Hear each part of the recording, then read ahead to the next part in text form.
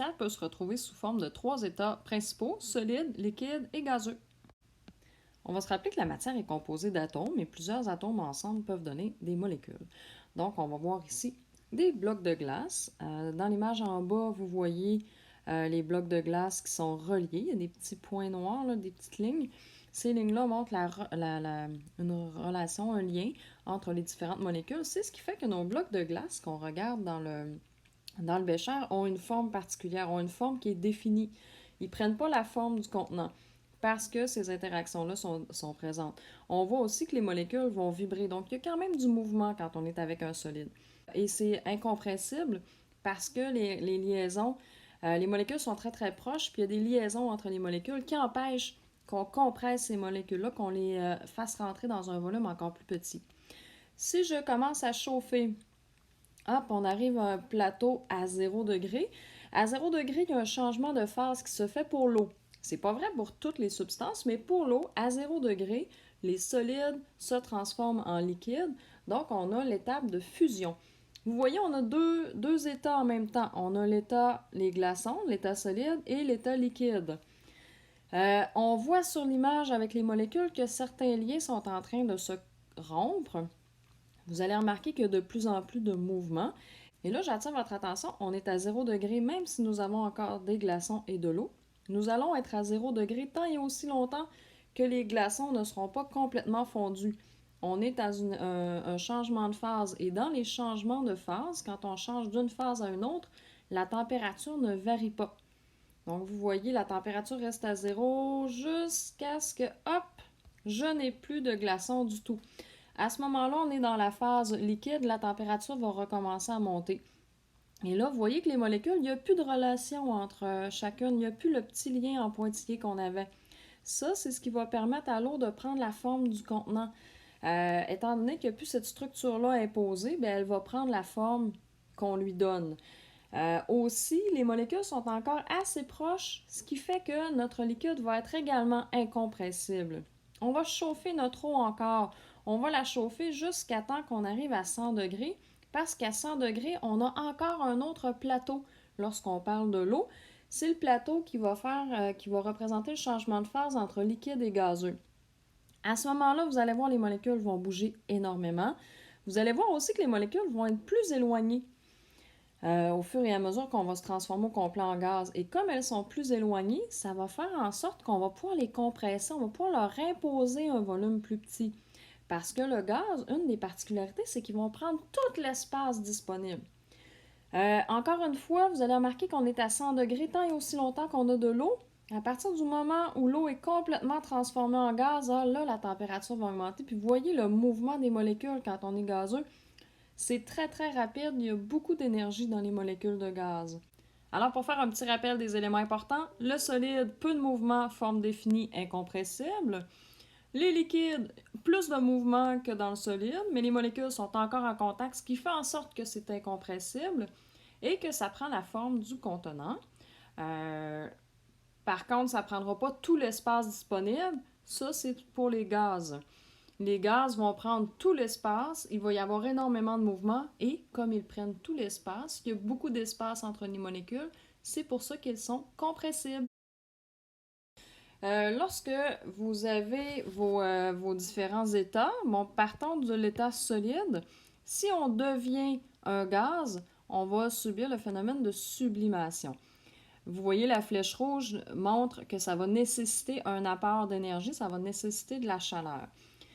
À l'inverse, si je suis un gaz et que je me transforme à l'état solide, bien là, c'est le phénomène de condensation solide. Restons avec le gaz. Si le gaz se transforme en liquide, c'est aussi de la condensation, mais de la condensation liquide. À l'inverse, si mon liquide devient un gaz, on va parler de vaporisation. On entend souvent le mot évaporation. Et lorsque je suis un solide et que je deviens un liquide, on appelle cela la fusion. Alors qu'un liquide devenant un solide, c'est la solidification. On n'oublie pas de bien se rappeler des mots. Et toutes les flèches rouges nécessitent un apport de chaleur, alors que les flèches bleues libèrent de l'énergie, libèrent de la chaleur. Autre élément important, c'est que lorsqu'on est en train de faire un changement de phase, que ce soit la fusion, la solidification, la condensation solide, la sublimation, la vaporisation ou la condensation liquide, il n'y a pas de changement de température.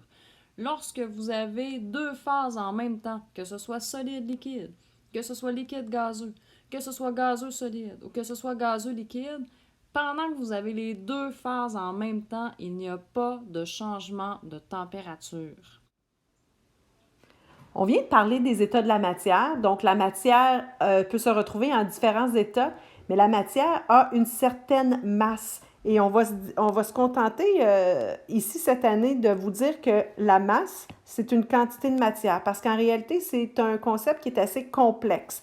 La masse se mesure en kilogrammes, l'abréviation kg ici qu'on voit. On est habitué quand même d'utiliser différentes unités.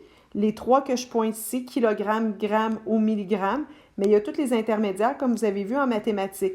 Il faut être capable de passer de l'un à l'autre, de convertir nos unités de façon assez rapide et assez facile. Donc, 7 centigrammes équivaut à 0,07 grammes. Pardon. Et ça, on utilise le système international parce que vous avez sûrement déjà entendu parler des livres. Mais les livres, on va garder ça pour nos amis les Américains. Et nous, on travaille en sciences avec le système métrique, donc en kilogrammes.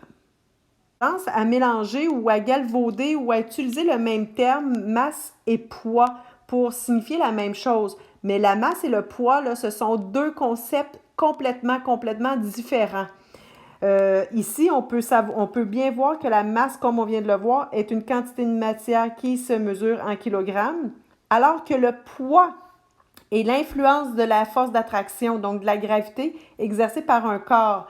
Quand on parle d'un corps, là, ici, on peut parler d'une planète, on peut parler d'un astre, donc comme la Terre, la Lune ou autres astres, et ça se mesure en newton. C'est une force.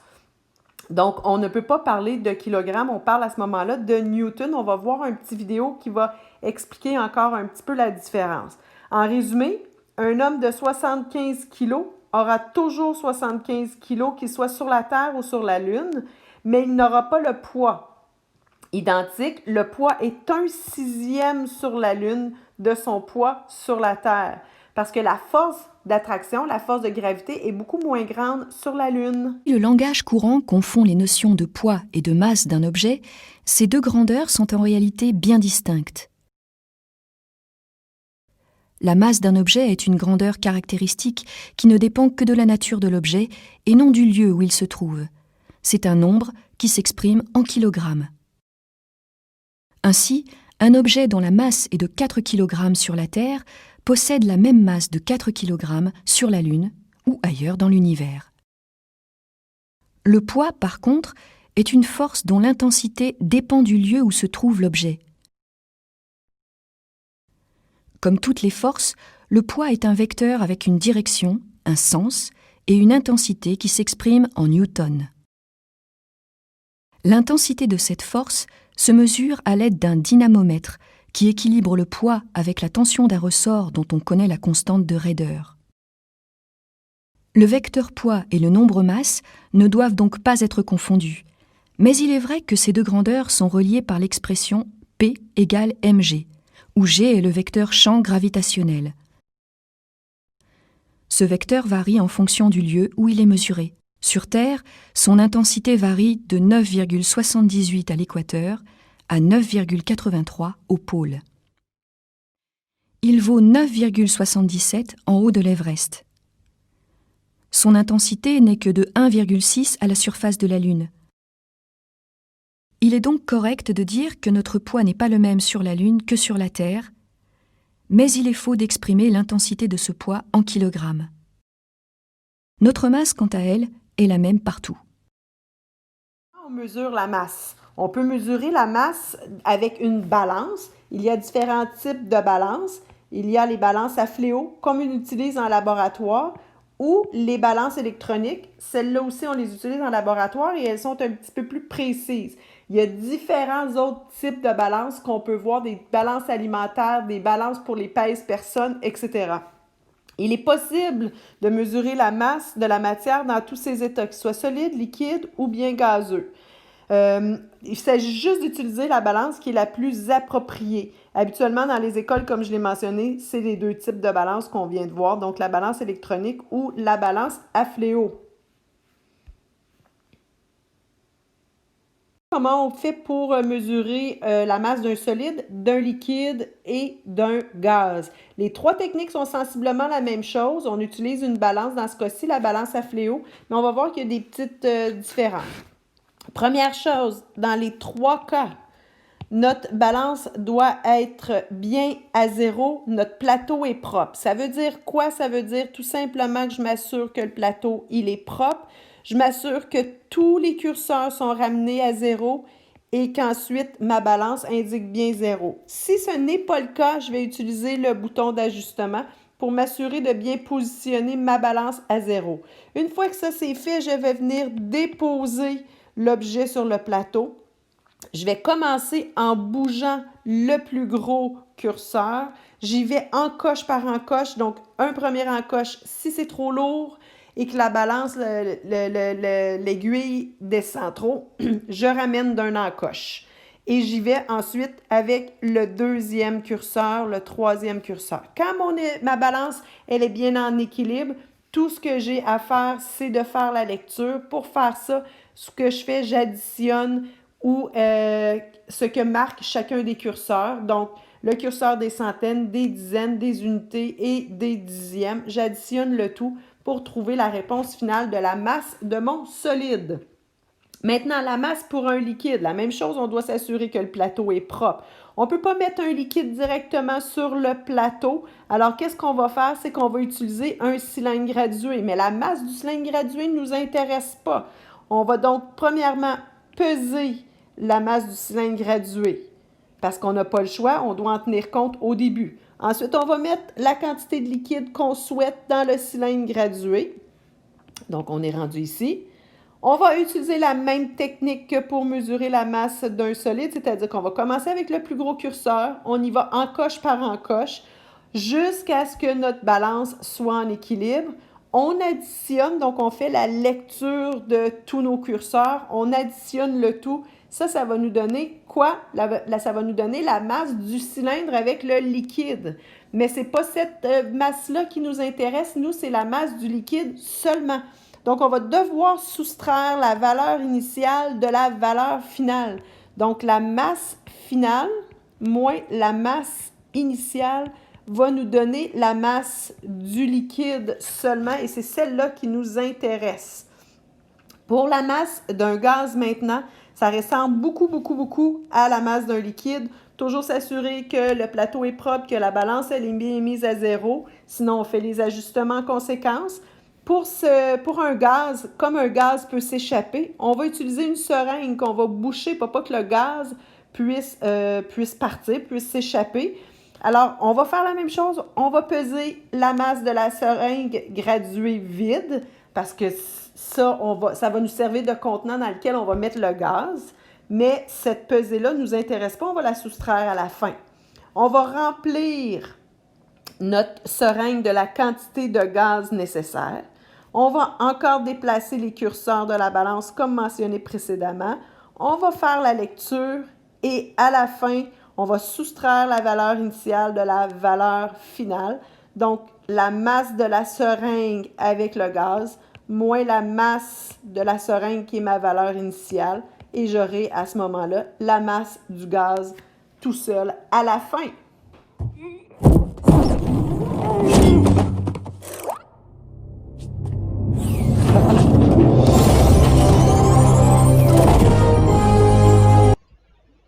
Le volume. Le volume, ça correspond à l'espace qui est occupé par n'importe quel objet ou substance. Ça se mesure toujours en 3 dimensions. Fait que ça va être des unités de mesure cubes, centimètre cube, mètre cube. L'équivalent des millilitres, ce serait 1 centimètre cube, c'est l'équivalent d'1 millilitre. Donc, tout dépendamment la nature de notre substance, on va utiliser différents instruments de mesure. Donc ici, si on avait un cylindre gradué, comment est-ce qu'on fait pour prendre une mesure? La première chose à faire, c'est de mesurer, compter le nombre de lignes qui séparent 2 unités qui sont chiffrées. Alors ici, j'ai un numéro 7, j'ai un numéro 8, et j'ai compté entre le 7 et le 8, il y a 10 lignes. Ce qui sépare 7 de 8, c'est 1, donc 1 millilitre qui est séparé par 10 lignes. Chaque petite ligne correspond à 0,1 millilitre. Maintenant que j'ai cette information-là, je peux savoir combien est-ce qu'il y a de millilitres à l'intérieur de ce cylindre gradué. Vous avez remarqué le ménisque, c'est comme une courbe. Ça m'aide pas à prendre ma lecture. Je ne sais pas si je dois lire au-dessus, en dessous de la courbe. Sachez que le ménisque doit toujours se lire à son point le plus bas. Donc ici, on se retrouve avec une quantité de 7,3 millilitres dans ce cylindre gradué-là. Lorsqu'on a un solide irrégulier, une petite roche par exemple, là, il va falloir mesurer son volume par déplacement d'eau. Pour faire ça, je vais mettre une certaine quantité d'eau dans un cylindre gradué. Et à l'intérieur de ce cylindre gradué-là, je vais glisser tout doucement mon solide sans faire d'éclaboussure. On ne veut surtout pas perdre de liquide. Là, quand ma roche va entrer dans mon cylindre gradué, elle va déplacer l'eau. Le liquide va monter au niveau des graduations. Je fais comme la dernière fois, je place mon œil à la même hauteur que celle du liquide et là, je vais pouvoir prendre une deuxième lecture. Ça me donne une quantité de volume total dans mon cylindre gradué, mais pour avoir le volume du solide, je vais devoir faire une soustraction. Le volume final, moins le volume initial, va me donner le volume de mon solide. Donc ici, j'avais 8 ml, moins mes 4 ml de départ, je sais que cette petite roche-là occupe 4 ml de volume. Quand on a un solide régulier, alors là, c'est beaucoup plus facile. On peut utiliser nos équations géométriques standards, tout dépendamment de est-ce que c'est un cône, est-ce que c'est une sphère, mais l'important, c'est que ce soit un objet géométrique régulier. Dans ce cas-ci, on aurait un prisme rectangulaire, donc on pourrait faire longueur fois largeur fois hauteur, ce qui nous donne 24 cm3. Je vous rappelle que les centimètres cubes, c'est la même chose que les millilitres.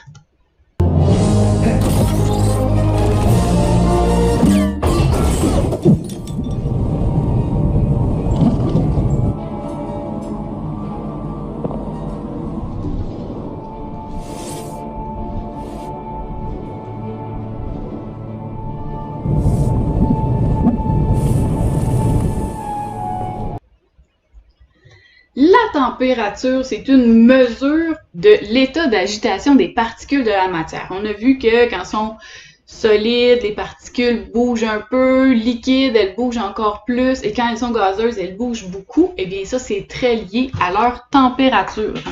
Plus les substances sont chaudes, plus elles ont tendance à devenir gazeuses.